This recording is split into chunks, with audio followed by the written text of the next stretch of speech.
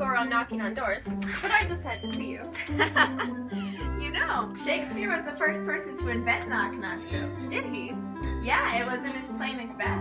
I wonder what other interesting things there are about Shakespeare. Why don't you come in and we can find out?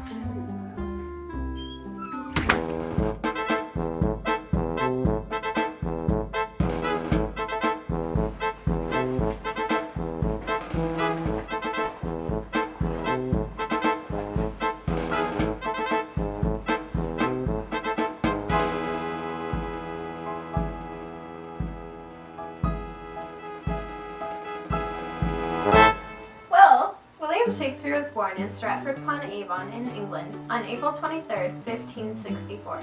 He had 7 siblings, 4 sisters and 3 brothers, though 2 of his sisters died from the plague before William Shakespeare was born. His father, John, was a leather merchant, while his mother, Mary Arden, was a local heiress. William attended the King's New School, where he focused on reading and writing with an emphasis in Latin. This later influenced his plays, such as The Comedy of Errors. On November 28, 1582, Shakespeare married Anne Hathaway. She was 26 years old, and he was 18. Yes, Anne was 3 months pregnant with their daughter Susanna when they were married. Then, 2 years later, the twins Hamnet and Judith were born. The next 7 years have been dubbed the Lost Years because there are no records of his activities, though there are some theories. One theory is that he was hiding for poaching game from Sir Thomas Lucy, a local landlord. Another is that Shakespeare was working as an assistant schoolmaster in Lancashire. Then his son Hamnet died at the age of 11. In the mid-1580s, William Shakespeare worked as a horse attendant at various London theatres. In 1592, he was acting and became a playwright in London. He also was a managing partner in an acting company called Lord Chamberlain's Men. Then, after King James I was crowned in 1603, the company was renamed the King's Men. While working in London, he only came home to his family in Stratford once a year over Lent when the theatres were closed. They lived in a large house which was named New Place. In 1599, Shakespeare built the Globe Theatre on the banks of the Thames River with his business partners. William Shakespeare died in 1616 on his birthday. Wow, happy birthday to him! He was buried in Holy Trinity Church. Engraved on his tombstone is a curse for relic hunters that may have wanted to dig up his bones. That was common in the day, so he wrote the curse himself. He left a legacy, having written 37 plays, 153 sonnets, and numerous poems as well. One of his early plays was The Comedy of Errors. Due to his strong foundation in Latin, the plot of the play is borrowed from Plautus's Amphitryo and the twin Monachni, 2 ancient Roman comedies. The Comedy of Errors follows Aristotle's unities. They include the unity of time, place, and action. This means that the entire play takes place within 24 hours, is in one location, and every incident contributes to the main plot. The first performance of The Comedy of Errors was in 1594 at the Gray's Inn in London. The audience was very rowdy and rushed the stage, so the play was not completed. They didn't get to experience one of the happiest endings of Shakespeare's work. Lucky for us, we got the whole experience and can tell people all about it and even act out a scene. The scene we'll be performing from The Comedy of Errors is Act 1, Scene 2, when the twins get their identities confused for the first time.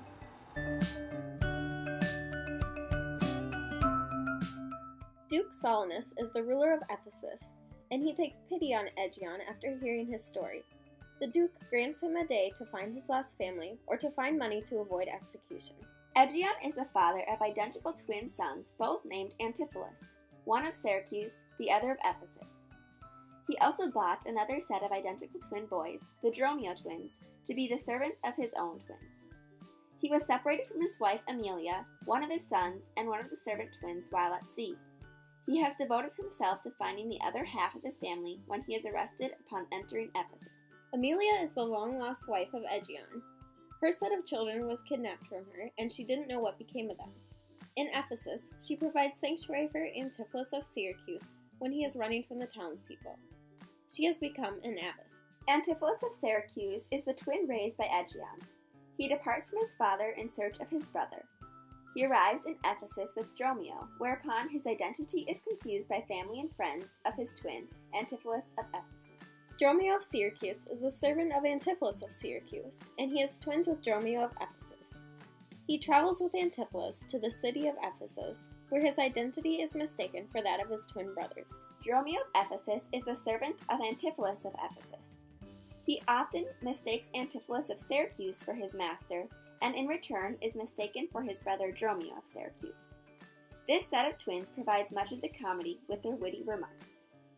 Antipholus of Ephesus is the husband of Adriana, twin to Antipholus of Syracuse, and master to Dromio of Ephesus. He has a good reputation that gets questioned when Antipholus of Syracuse arrives. Adriana is the wife of Antipholus of Ephesus, and she is very jealous and skeptical of her husband's activities. Luciana is the loyal sister of Adriana, and she often counsels her sister about her marriage. She attracts the interest of Antipholus of Syracuse. Angelo is a merchant who makes a necklace for Antipholus of Ephesus and is caught in the middle of the mistaken identities.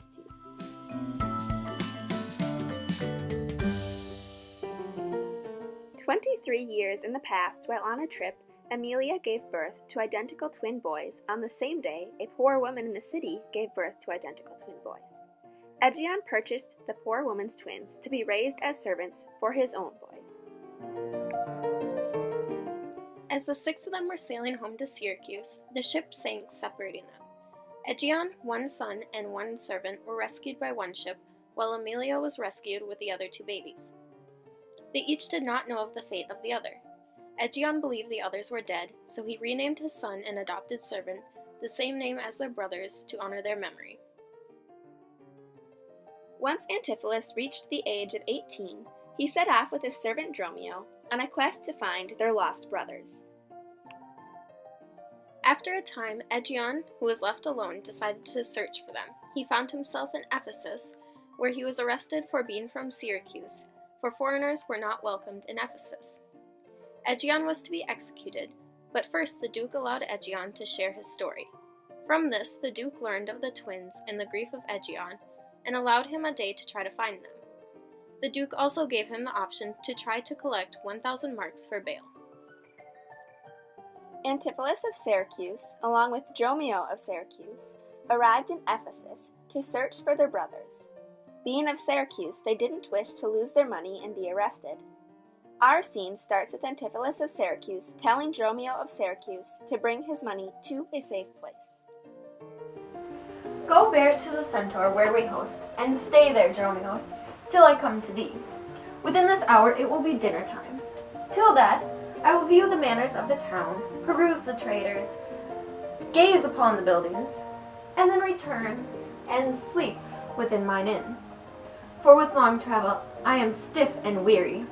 Get thee away. Many a man would take you at your word, and go indeed, having such good a meeting.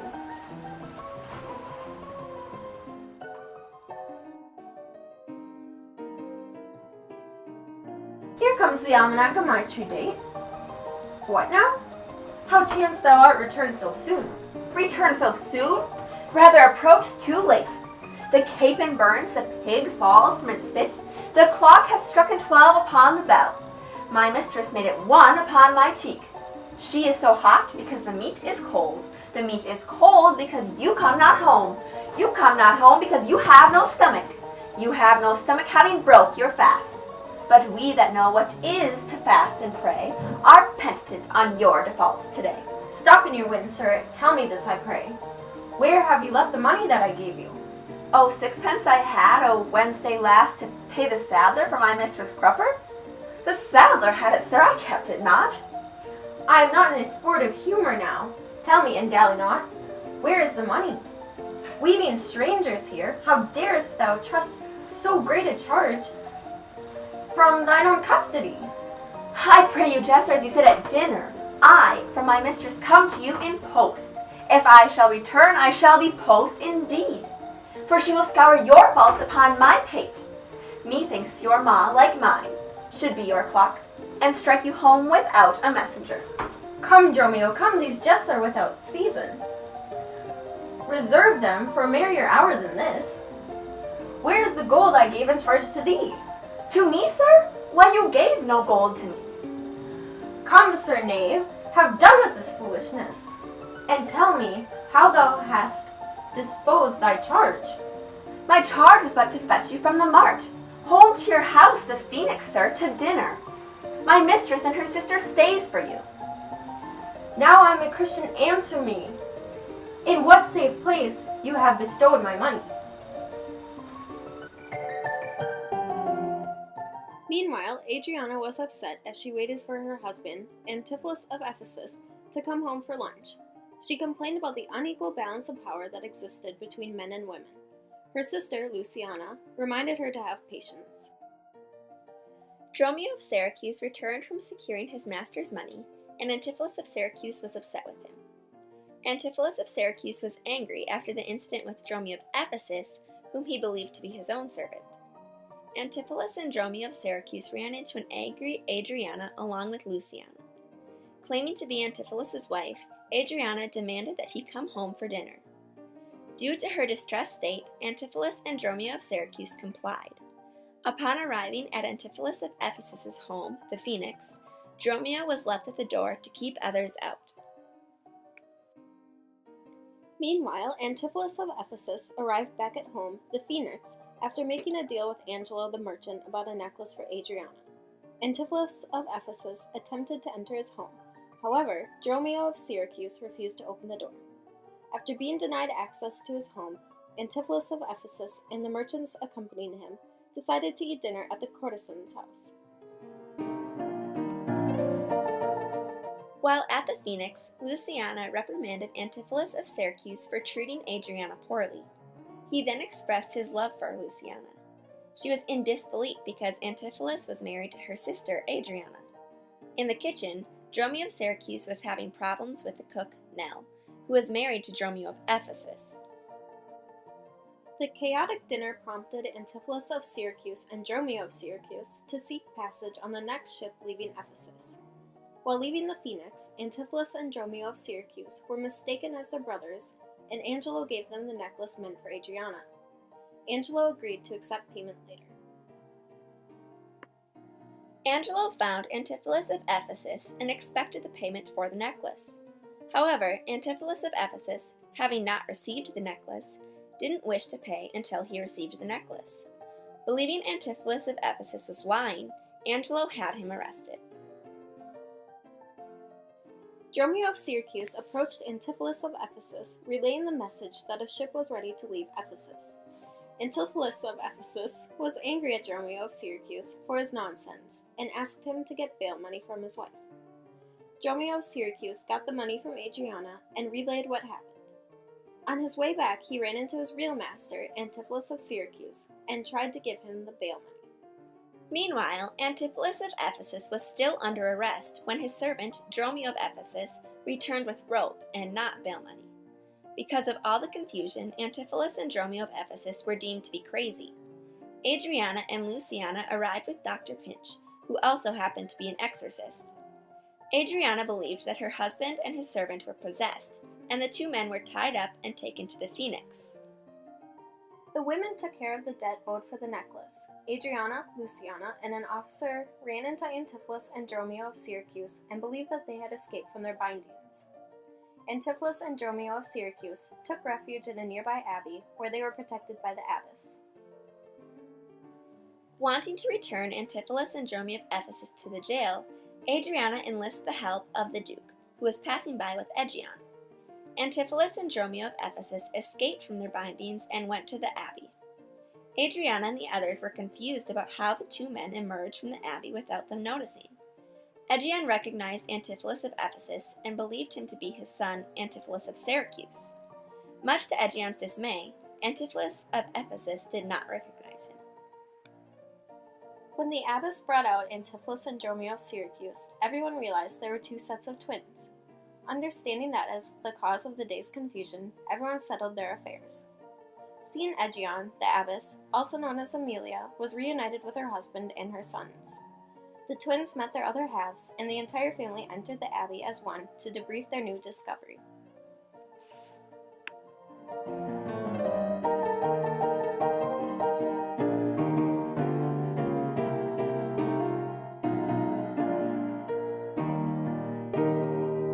The scene we were performed marked the beginning of the errors.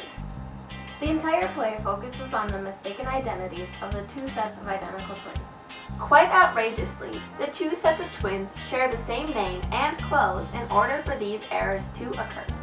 The theme of isolation was prevalent as Antipholus of Syracuse goes on a quest to find his brother in order to find himself. This is also the case with Aegeon. His hopelessness stemmed from being separated from his family. Family is also a major theme, as many of the characters show loyalty to one another. Luciana refuses the advances of Antipholus of Syracuse when she believes him to be her sister's husband. Both the Dromios also show loyalty to their masters, despite the frequent beatings and mistreatment as well. And now, from a professional standpoint.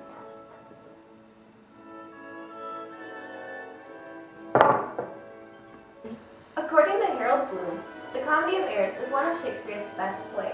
Although it is thought to be the first and shortest work by William Shakespeare, Harold Bloom believes it to be the most unified of the Bard's plays. It shows his mastery in action, developing characters, and stagecraft.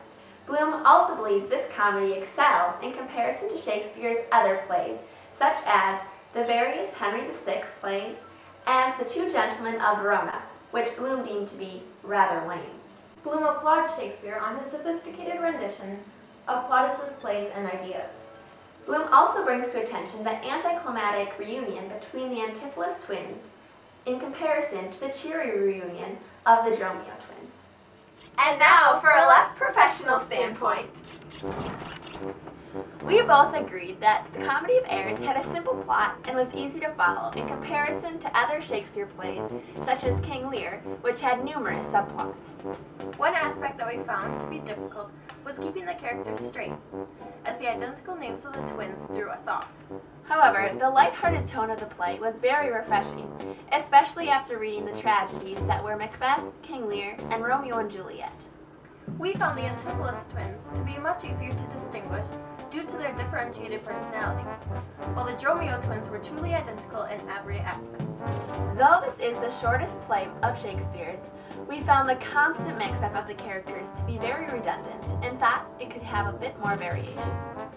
Compared to the other works of Shakespeare that I have read, The Comedy of Errors is more enjoyable than most others. Due to the simple plot, it is much easier to understand.